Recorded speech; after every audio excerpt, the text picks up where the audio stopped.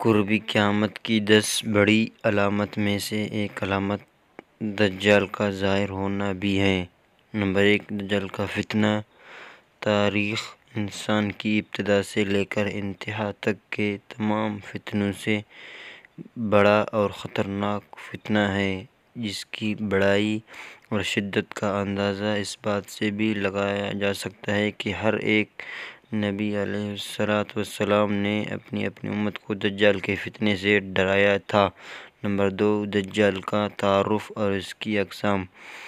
دجال کا معنی ہے بہت زیادہ جھوٹا شخص، کیونکہ دجال بھی حق کے ساتھ باطل کو ملا کر جھوٹ بولے گا، اس لیے اسے دجال کہا گیا۔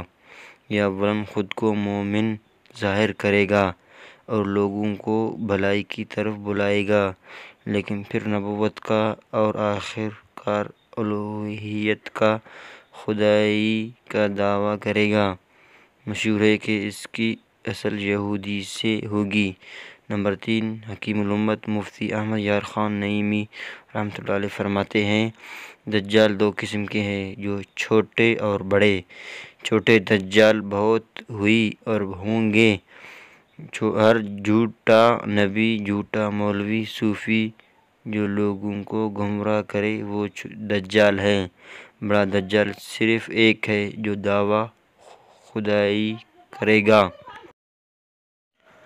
نمبر 4، عقیدہ۔ امام محمد بن احمد قرطبی رحمۃ اللہ علیہ فرماتے ہیں، دجال اور قرب قیامت، اس کے ظاہر ہونے پر اعتقاد رکھنا برحق، اور یہی اہل سنت بالعموم فقہاء اکرام اور محدثین عظماء کا مسلک ہے۔ نمبر 5، دجال کا حلیہ۔ مختلف احادیث میں دجال کا حلیہ بتایا گیا ہے۔ ان تمام کو سامنے رکھنے سے دجال کا جو حلیہ سامنے آتا ہے وہ یہ ہے کہ دجال ایک جوان مرد ہوگا، دراز قد اور ایک آنکھ سے کانا ہوگا، اور کانی آنکھ ایسی ہوگی جیسے پھولا ہوا انگور ہو، جبکہ اس کی ایک آنکھ خون آلودہ ہوگی۔ اس کا سینہ چوڑا اور ذرا سا اندر کی طرف دھنسا ہوا ہوگا۔ دجال کی پیشانی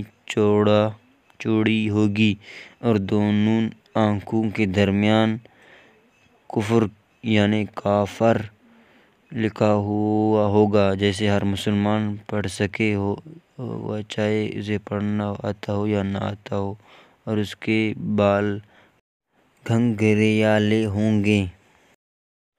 نمبر 6، دجال کا خروج۔ دجال کے نکلنے سے پہلے دنیا کی بہت بری حالت ہوگی، جیسا کہ احادیث مبارکہ کے مضامین سے پتہ چلتا ہے کہ اس کے نکلنے سے 3 سال پہلے ہی دنیا میں عام قحط پھیل جائے گا۔ پہلے سال آسمان 1/3 بارش اور زمین 1/3 پیداوار روک لے گی۔ دوسرے سال آسمان 2/3 بارش اور زمین 2/3 پیداوار، جبکہ تیسرے سال آسمان ساری بارش اور زمین ساری پیداوار روک لے گی، حتیٰ کہ آسمان شیشے کا اور زمین تانبے کی ہو جائے گی۔ اس خشک سالی کے سبب تمام چوپائے ہلاک ہو جائیں گے، فتنے اور قتل و غارت گیری عام ہو جائے گی، آدمی ایک دوسرے کو قتل اور جلا وطن کر رہے ہوں گے۔ تب دجال مشرق کی سمت ایک اسبان یا خراسان نامی شہر سے نکلے گا۔ غذائی قحط کے علاوہ علمی اور روحانی قحط بھی برپا ہوگا۔ دین کے سلسلے میں لوگوں میں ضعف پیدا ہو چکا ہوگا، علماء اور دیندار لوگوں کی قلت ہوگی۔ نمبر 7، زمین پر قیام کی مدت اور چکر۔ دجال زمین پر 40 دن رہے گا، جن میں سے ایک دن 1 سال کے برابر، ایک دن 1 ماہ کے برابر اور ایک دن 1 ہفتے کے برابر، جبکہ باقی ایام سال کے عام دنوں کی طرح ہوں گے۔ نمبر 8، اس مدت میں دجال اپنے گدھے پر سوار ہو کر ساری دنیا کا چکر لگائے گا۔